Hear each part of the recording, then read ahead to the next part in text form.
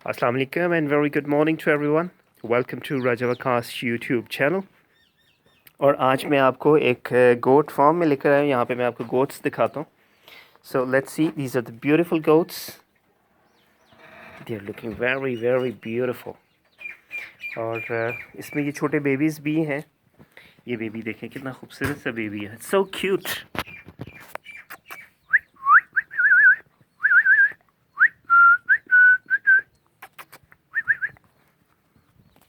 Oh sorry.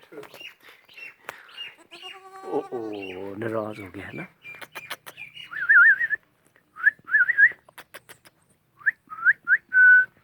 और एक ये है.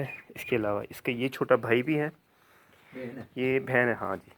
ये थोड़ा सा इसके मुंह पे थोड़ा सा कुछ प्रॉब्लम लग रहा है और आई होप कि ये इसका जो प्रॉब्लम है ये जल्दी ठीक हो जाएगा ऑयल की वजह से, ऑयल लगाने की वजह से. और ये है हमारे पास कुछ और बकरियां भी हैं.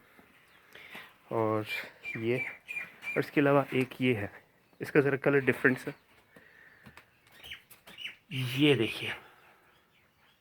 Nice. So thanks for watching.